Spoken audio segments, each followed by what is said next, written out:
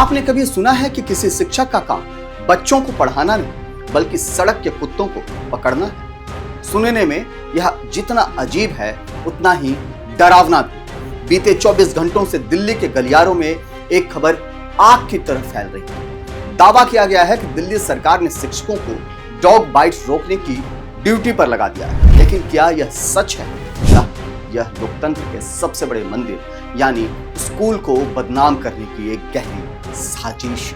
आम आदमी पार्टी अपनी हार से उबर नहीं पाई है, इसलिए आम आदमी पार्टी के स्वघोषित बेरोजगार नेता रोज एक झूठ सोशल मीडिया पर फैलाते हैं। ये नोटिफिकेशन 20 नवंबर को जारी हुआ है। ये सर्कुलर है दिल्ली के government of national capital territory of Delhi director of education care taking branch का। नमस्कार, मेरा नाम है नीरज शर्मा और आप देख रहे हैं ओएनओजी न्यूज। सोशल मीडिया पर एक कथित सरकारी आदेश वायरल हुआ। इसमें लिखा था कि दिल्ली के सरकारी स्कूल के टीचर्स अब आवारा कुत्तों की निगरानी करेंगे। देखते ही देखते विरोध शुरू हो गया। व्हाट्सएप ग्रुप्स पर गुस्से वाली इमोजी की बाढ़ आ गई।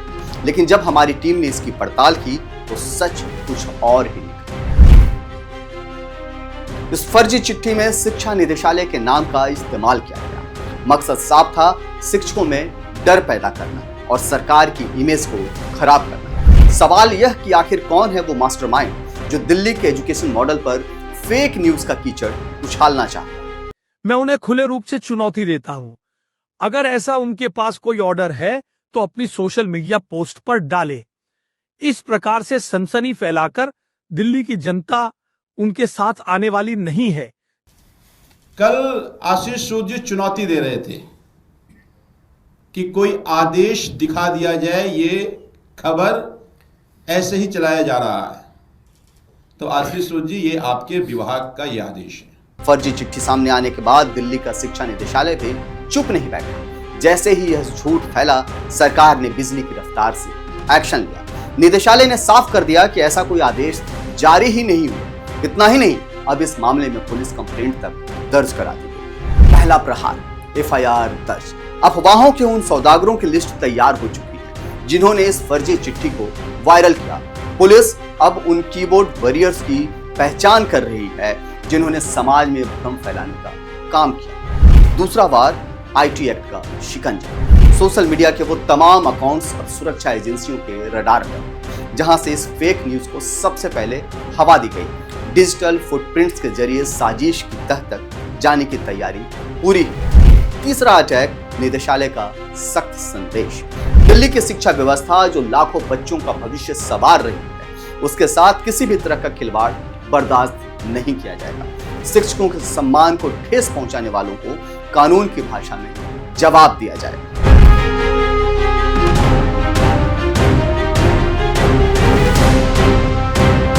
तो आपने सुना, यह सिर्फ एक खंडन नहीं है बल्कि उन लोगों के लिए चेतावनी है जो समझते हैं कि इंटरनेट पर झूठ फैलाकर वे बच निकले। सरकार की इस कार्रवाई ने साफ कर दिया है कि शिक्षा के मंदिर पर हमला करने वालों को बख्शा नहीं जाएगा। सरकार का पक्ष बहुत स्पष्ट है, आलोचना का स्वागत है लेकिन झूठ का बिल्कुल भी नहीं। जब आप एक फर्जी दस्तावेज बनाकर सरकारी तंत्र को ठप करने की कोशिश करते हैं तो आप सिर्फ एक पार्टी का नहीं बल्कि उन लाखों बच्चों के भविष्य का नुकसान कर रहे होते हैं जिन्हें वो टीचर्स पढ़ाते हैं। आइए जरा सोचें, क्या कोई भी समझदार सरकार अपने सबसे काबिल रिसोर्स यानी टीचर्स को कुत्तों के पीछे भेजेगी? यह दावा बुनियादी तौर पर ही हास्यास्पद था। सवाल है कि क्या यह दिल्ली के सफल शिक्षा मॉडल को डिरेल करने की कोशिश है? चुनाव या राजनीतिक उठापटक के बीच क्या फेक न्यूज को हथियार बनाया जा रहा है? और क्यों कुछ लोग बिना जांचे परखे ऐसी खबरों को फॉरवर्ड करने लगते हैं? आज का सबक सीधा है,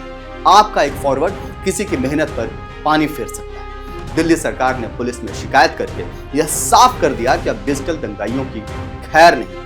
कुत्तों के आंख काटने के डर तो बात की बात है, फिलहाल फेक न्यूज फैलाने वालों को कानून काटने को दौड़ रहा है। सावधान रहें, सतर्क रहें और किसी भी खबर पर भरोसा करने से पहले उसकी आधिकारिक पुष्टि जरूर करें। देखते रहिए ओएनओजी न्यूज, क्योंकि हम दिखाते हैं सिर्फ सच। मेरा नाम है नीरज शर्मा। जय हिंद, जय भारत, नमस्कार।